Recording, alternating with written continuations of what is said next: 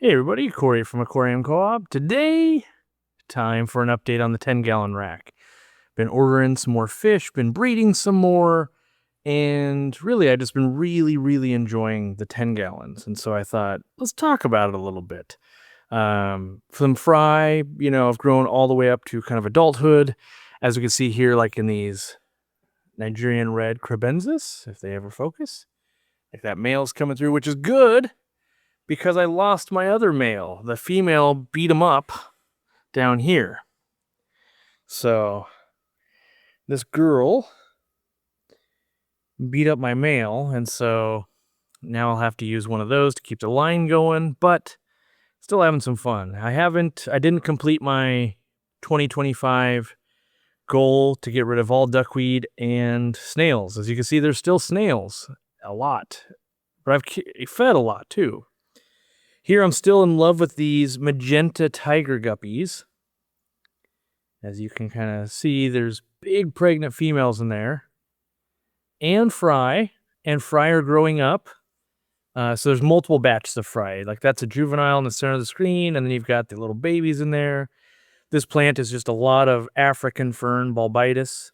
And so, I've really been testing, mostly out of laziness, that having a fully packed tank with plants just yields you more fry.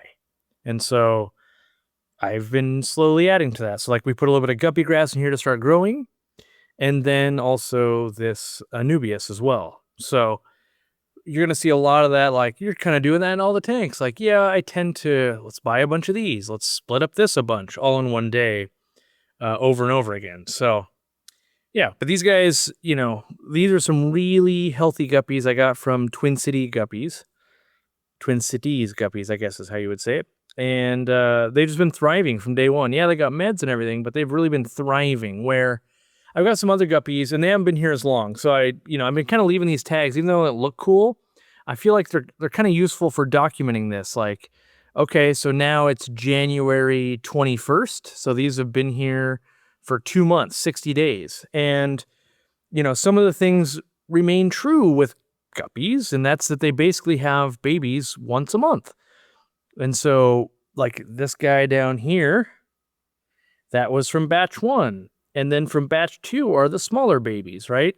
And so I'm getting about my batch once a month or so. So that's working out just fine.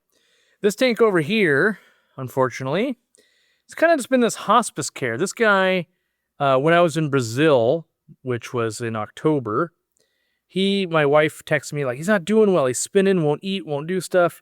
He eats. Something's wrong with him. So if I put food in, he'll eat. He's losing weight. Yeah, I've medicated him. He'll even kill and eat snails. And so I realize right now on the screen looks real, like he's not doing well. But the minute you put food in there, he acts like a normal fish. So he's kind of doing like, yeah, you see that? Like, oh man. And that's what my wife thought. Like, oh, he's a goner for sure. And yet he keeps living on. He'll eat really well. He'll, probably attack that snail at some point the minute I move the camera. And so I don't have the heart to really put him with the other with the other rosy barbs where he's not getting, a good amount of food, and he's got or I guess it's probably a she. She's got to breed and do all that. So right now, just living in this hospice tank until either it passes or I find a better scenario of like, look, you can live over here with this group of fish and won't have to compete. So the next tank what do I want to show here? What I'm trying to teach. So these are rosy barb fry. They were left in here when I pulled out some adults and brought them to the store. They weren't even adults, they're like juvies. They laid eggs, but I put in rainbow fish eggs. And so they basically were the exact same age. In fact, the rainbows had a little bit of a head start. But you see how big the rainbows are? Not very. Still real small. You see how big these guys are getting? Yeah, pretty big. And so when we say that rainbow fish grow slow, like, boy, howdy, do they grow slow? Because these, they'll eat pellets. They're, real easy, where I'm still feeding baby fry food to the rainbows. Now, next tank over, we also have a rainbow or two in here. They have been growing a bit faster. If we can focus on, where'd they go? Right in the back there. They don't look that big because I got to zoom in, but quite a bit bigger on that fry. And just got some like Malawi shrimp in here. And again, a little bit of Anubias, and kind of trying to set the tanks up to, breed a little bit more. You can see my little snail graveyard here, if it'll focus. Snails crawl out of the tank and then they land right there. And I'll show you what I'm doing to curb some of the snails, but here's a group of panda guppies. Lots of guppy grass and Anubias in a planter there. And lots of snails. But yeah, this one, I was just producing a lot of fish out of here and going, this is working out well. If I could eliminate the snails. And so a lot of people do ask, why eliminate the snails, Corey? It's not that I don't like snails. In fact, I love snails. It's that I'll get better growth. I'll get more fry and things, even in a library tank like this, because when I feed and food settles, let's say on the bottom, right? Well, the snails are going to eat that. And if they don't, the fry might get to eat for like another hour or two. And so it's not that I can't, obviously we're making fish and the fish look good and they're not eating my plants, nothing like that. It's just, I'm trying to kind of min-max my way through this. In a perfect world, I would have no snails. And then let's say I move all these guppies, right? Well, if I want to breed an egg layer in there, then the snails would eat the eggs. I just saw there's like scuds or something in here. What's in here? I'm trying to see on this tank. Yeah, right down there. Scuds. I don't know if I can get it on camera. It's going towards, yeah, there it is. Like it went onto that plant. So there's scud, because there's only baby fish in here. If I had bigger fish, they would eat those. So kind of known as gramaris or scuds. There's also shrimps, like normal Malawi shrimps living in here too. But yeah, you can see right there that scud. So sometimes if you want a scud culture, they will eat plants if there's nothing else to eat. But if you're feeding the fish and stuff like that, there's also baby shrimp. I don't know if we can see that right on the glass there, like right there. It's not focusing on it, but there's a baby shrimp. Anyway, back to this. Sorry, I got distracted, which I often do in my tanks. Yeah, in a perfect world, I wouldn't have to contend with snails and I could move fish as I needed. But these panda guppies, I still love them. I fell in love with them 10 plus years ago, and I get them, and then I get rid of them, and then I get them, and then I get rid of them. Because they don't sell that well in the store, but I love them. They don't get huge, like those big fat females I've got, which are nice. But the males are all full grown. And I guess I love a giant guppy, but I also love a small guppy. In between, kind of, that's all right. Then I've got, you can see everything thinks I'm going to feed, because normally when I come to the tank, I'm feeding. Maybe I'll put a little bit of food in. You guys always complain that, not you guys, not everybody, but there's always complaints in the comments, like, you're just doing that to sell stuff. Kind of, yeah, that is my job, but I also just enjoy feeding fish, so feeding some of our fry food here in the squirty bottle, make it easy. But that'll calm them down a little bit. Over here, I've got the best guppies in the world. These are the red dragon trios. They also came in 1125. So same batch from Twin Cities Guppies. And you can see that the first batch has grown up and they're running, on time. But I don't really have any smaller fry. And it's because I just 2 weeks ago put in a little bit of guppy grass. There's been no cover. So between the adults and that first batch of fry, they will eat their brothers and sisters that are smaller. And so that's where I was like, yeah, I got to get some more cover in here if I want these to, basically do this, right? So these are still my favorite. Well, I have so many favorite guppies. One of my favorite guppies, because the average person sees this fish and they go, wow, that's a good looking fish. And then their mind is blown with both those ones you were just looking at. Those are the girls. Wow, but their fins look so good. Yes. Yeah, there's this male over here, and the males are fine. Like, that's a good looking fish. But the females, for a guppy, that looks so good. So, and I suspect one guppy is kind of healthier than the other. You see how this one's kind of losing weight? This guppy is probably towards the end of its life. What does that mean, Corey? Well, guppies in general live 18 months to 3 years, depending on temperature and strain and all that. And this fish is probably already closing in on that 18 to 20 months. And so it's going to start losing weight, not be a big producer. And that's what people want, though. When they're buying guppies, they usually want big guppies because they're getting their money's worth. But really you want these small guys. The small guys will grow out and you'll get that, year or two of breeding. That other female, still nice and plump, going to kick out fry more. And the skinny one might kick out some fry as well. But I guess what I'm just talking about is when you buy a trio like this, because that's what sells, they're already going to be usually like a yearish old or something like that. They could be as soon as 6 months. But a lot of times they've had not a hard life. That's wrong too. They've been grown really fast, high temperatures to get it to sellable size. And so what you'll find is like the fish you buy won't live that long, but maybe the fish you grow up live way longer, and they're used to your water. They haven't had to been power fed and things like that. So, you can usually just get, I don't want to call it a better product, just longer lived fish, and you raised them, which is nice. So then up above, I got some new guppies. I don't even remember the name of these, but I got these from guppyjohn.com, which is, a friend of ours. And they also produce some fry. These have been here for under a month. I think they basically gave birth right away. You can see there's some Kalitawa rice fish in there, or not rice fish, sorry, rainbow fish in there. Left the mop, put in an Anubias, but there's no guppy grass or anything in here yet. And, that little bit of cover does help. So, I'm working on producing more cover. And then, cue this video a year from today where I'm cursing how I have way too much guppy grass, which is par for the course.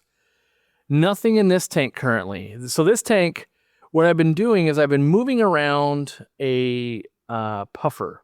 And the Shodenai puffer will eat lots of snails, you can see, but he doesn't always get the biggest ones because this guy's a little guy. So he leaves behind these big ones. They end up laying eggs. They end up making more snails. But I'm growing them out so he can help me assassinate more snails. Plus, they're fun to own, and I got a lot of snails. Over here, if you guys watched the last update, you'll see these are all the fry that I was pulling out of the corydora tank. And so, haven't fed these guys yet today, but these are all orange laser corydoras on this sand. I don't know how many are in here. There's probably 30 to 50. I didn't count, but there they are. They're doing their thing. They're eating, they're growing. Eventually they'll go to the store. Not much to write home about. It's like they're growing. That's what they're doing. Got the adults we showed a little bit before. All these Malaysian trumpet snails on the glass. Another set of, they were calling these red dancer guppies or something like that. And so what I want to point out with the guppy hobby is what you buy online, what you see in the picture, isn't always what you get.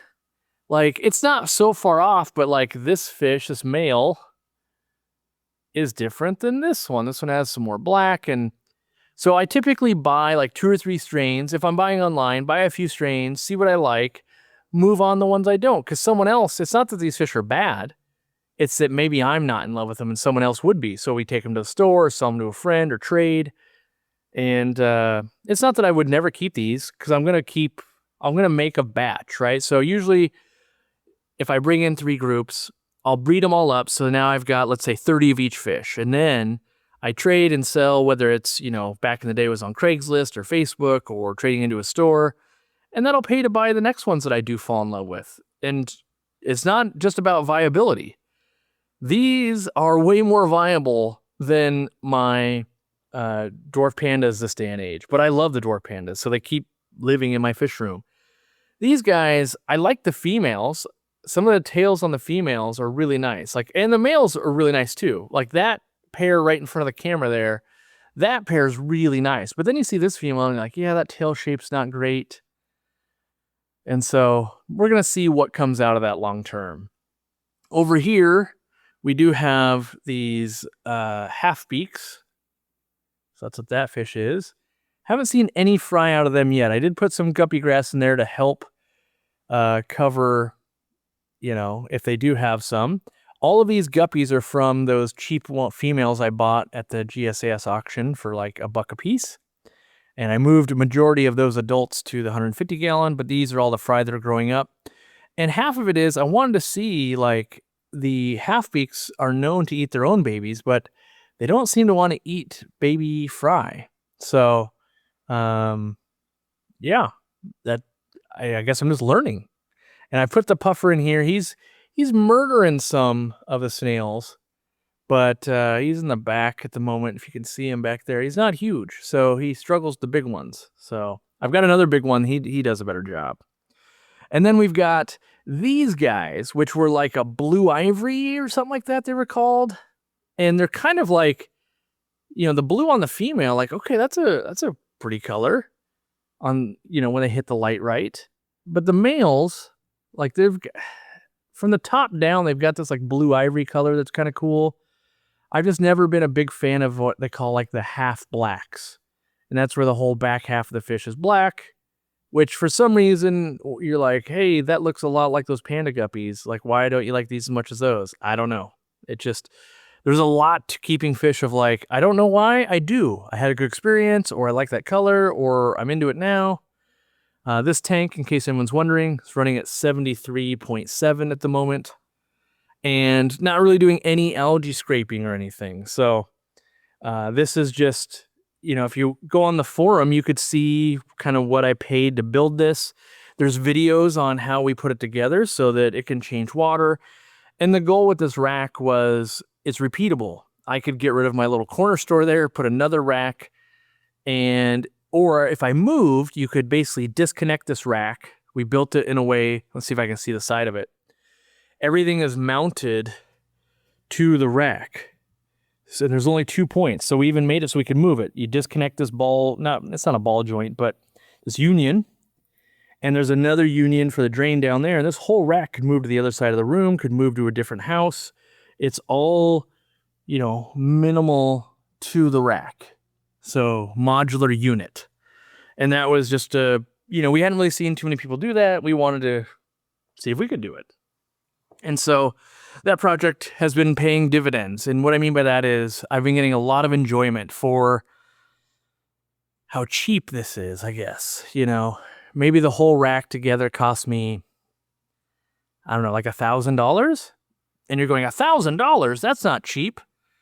But if you were to look at a bigger aquarium, like a 75 gallon, by the time you've bought a stand and a light and the tank and the tops and the filter and the, you spend like $1,000 as well. And you get one display, and I like that too. But the fact that I get 14 tanks, like this is just a Husky rack. I get 14 tanks, right? Is that where I'm at? Yeah, 14. 1, 2, 3, 4, 5, 6, 7. Yep. And they're easy to service, and I've got a lot of variety going on, and that's been good. I've been able to utilize that for spawning fish, raising fish, quarantining fish. That's the other thing is like, you go, hey, some of those aren't even like really utilized. Well, I like that because this tank right here has got nothing. I can bring something new into it and quarantine and not have to worry about it. Same thing, like the one fish that's kind of in hospice, I could quarantine something in there, give extra meds, probably wouldn't hurt that fish. I don't have any good food to feed this fish. We'll see if it'll eat. I want to see if I can show you how it perks right up when there's food available. All of a sudden, it's like, I do that. I eat. I'm a normal fish. Usually likes the community pellets better, but it basically just acts like a normal fish when there's food in. When there's not food, it acts differently. But that's the update. I still kind of want to set up another one of these. I haven't fully utilized this, but I would say this is what I expect out of a rack like this. It's always in flux. Fish are coming, fish are going. You're breeding, you're quarantining, and it really amplifies the other space. So if you have space for something like this and some display tanks and some other tanks, though other tanks are so much better off when you can, go buy that new group of tetras and quarantine it, or you could spawn something over here, or as I have happened in 150 gallon, they laid eggs, hatch them, and then raise them in a tank where most of them will get eaten for sure in the main display. So yeah, 10 gallon update, one of my favorites still. And if you are running 10 gallons or a rack like this, definitely share what you've learned or what you're doing with it. Because I feel like we discredit what can be done in a 10 gallon. And the reality is I do more with 10 gallons than most of my other tanks because I have more, and it's let's try it. And so if you guys are doing that too, help us all out. Let us know what's working out well. I'll see you around, and we'll see you in some of the podcasts and other things. We'll talk to you later.